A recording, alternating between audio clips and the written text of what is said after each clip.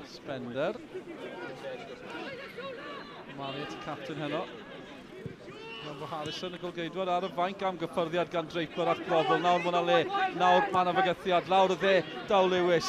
Draper yn y canol, mae Sargent yno hefyd. Ochr y Curt Cosby oedd Brobl oedd hi ddim yn bell am symudiad gan y Seintiau Newydd. Lewis yn ei thynnu ddyn ôl, Ryan Brobl ar ergyd, oedd hi ddim yn bell. Seintiau'n gwasgu i mantais. Cynyddu'r pwysau, Routledge eto, Ebi a Draper yn y canol, Sargent. A'r cyfle i groesi, Draper ar peniad, arbediad da, arbediad pwysig gan Dan Bradley. Mae'n mynd i fod yn gic gornel, gwaith da, pwyllog, pendant gan y Seintiau i bron yn gol. Spender i gael llawer o'r meddiant hyd yn hyn, maen nhw wedi colli'r meddiant. Camgymeriad, enfawr, Shepherd at French.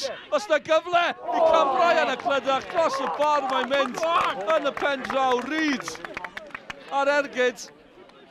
A'r dryndod ymosodol na'n achosi problemau. Reid, Shepherd a French. Mi oedd honna yn gyfle. Wel nhw mor agos. Gallen nhw daro o'r gic gornel, oedd hi ddim yn bell eto. Kyle Jones ar cyfle. Wedi colli ffordd eto, Astrinati i'r tîm cartre. Nawr mae yna gyfle, 3 yn erbyn 2. French, mae Reid yn y canol. Cyfle enfawr i Cambrian y Clydach. Reid, mae'n gwyro. Gallen ni fynd unrhyw le. Cic gornel yw i, Lewis dath ar draws. Ond y Seintiau yn colli meddiant eto. Nid am y tro cyntaf heno. Edwards, yr eilydd. Ddim heibio nhw gyd. Redmond, yr eilydd a Draper sydd ddim yn camsefyll. Draper i'r Seintiau Newydd. Am le yn y rownd Gynderfynol. Draper ar draws y gol. Am gyfle'r Seintiau. Yn y 10 munud ola. 2 funud o amser ychwanegol sy'n weddill. A mae Reid i wneud yn gampus. Sam Jones. Y bêl yn gwyro i ffwrdd o'r ymosodwr ifanc. Redmond, Holland. Lewis nawr. Lle ar y dde. Draper yn galw amdani. Ble mae'n glanio. Redmond. Nawr mae yna gyfle. Sargent. Sut nath e fethu?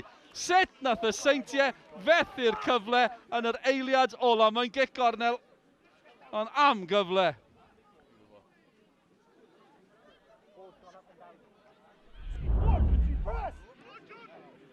O, mae Routledge. Mae'n cadw i fynd. Chydig o le i Chislovic. Oedd i ymlaen fel eilydd. Redmond hyfryd, Lewis, mae yna le. Draper yn y canol, Lewis. Nôl mae'n dod at Draper a rywsut. Mae ddim di mynd mewn, mae'n arbediad yn ganol y cyfan. Maen nhw'n canmol o golgeidwad Bradley. A ryw Draper na'r Seintiau ddim yn gallu credu'r peth.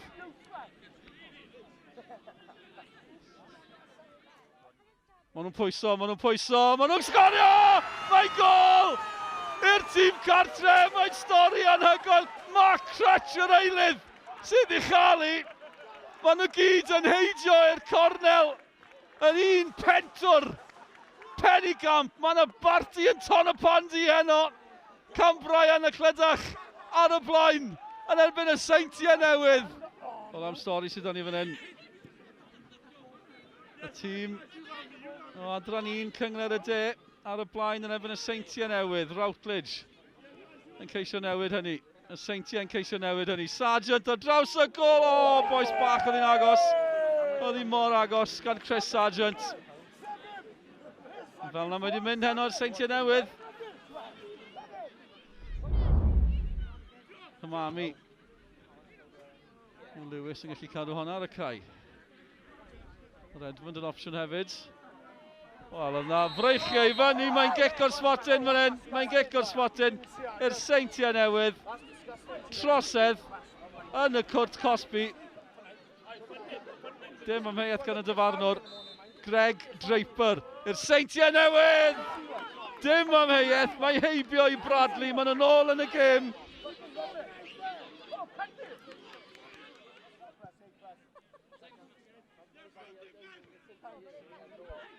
Mae'n Glanion garedig I Sam Jones. Y gwibiwr cyflym ar y targed Roberts yn arbed.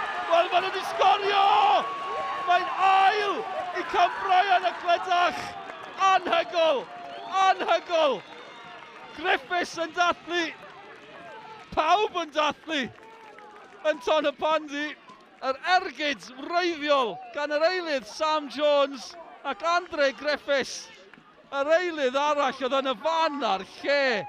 Y tîm o Adran 1, Cyngrair y De, di ennill yn erbyn y Bari, Aberystwyth a'r Dre Newydd. Ond maen nhw ar y blaen am yr ailwaith yn erbyn y Seintiau Newydd. O 10 eiliad sydd ar yn oriawr I llai na hynny. Mae ar ben. Mae ar ben. Y dathlu yn dechrau. Cambrian a Clydach wedi synnu y Seintiau Newydd. Maen nhw drwodd I Rownd Gynderfynol. Mae'n stori ryfeddol yng Nghymronda am noson. Unbelievable. That is as good as it gets. You know, for me, you know, playing-wise, managerial-wise, I've been at this 6 months, and that's as good as it gets. Incredible. Especially coming off a bench, it feels like overwhelming. Like I got no word to describe it. I didn't think I even come on like warming up as a right back. But I come on and I think I hit my shin and went in, but as long as I hit the back of the net, like I'm not bothered. Yeah, it was a good old-fashioned cup tie. Thought we played in fits and starts. Thought first 20-25 we moved it very well, but without really hurting them and testing them. And I just felt as long as the game went on, you know, they were still in that game and they were still fighting and giving their all. So I always knew it was going to be a tough game. You know, they've beaten 3 good sides as well to get there. So we didn't underestimate them. Certainly didn't underestimate them. And just getting that goal back to 1-1 as well gives you another lifeline, but it wasn't to be. Proud beyond words, but I think we stuck by what we believed in. We were true to ourselves. We didn't drop in and say, well, let's just keep it tight and try and see how it goes. We were true to ourselves. We didn't change formation, we didn't change personnel. We stuck to what we believe in, and I thought, you know, we had the better chances. They had the more opportunities and they opened us up, but overall the game, we absolutely deserved it. Well, I think we fancy it all the way now. The teams have been beaten, like, especially Tines, full-time club, and we just a bunch of boys, like local boys, play for each other, and you can see it on and off the pitch, how much it means to us. Take nothing away from them. They've really shown some spirit tonight. They've performed excellently and all the best in the final. The character, I guess, and the heart of the guys they've just had the life sucked out of them, and they were dead on their feet. There was people going down with cramp. We had no more subs left. At one point we were thinking, shall we just play with 10? And they've just kept going, and we've got it at the end. And there's a final. There's a big final coming up. What's that going to have? What's that going to mean around here, the buzz around the place? I honestly don't know. It's never happened before, and I think it is just going to be an unbelievable occasion. The week leading up, the day, I think we've already won. No matter what happens, we winners, and we will really enjoy this. Really enjoy it.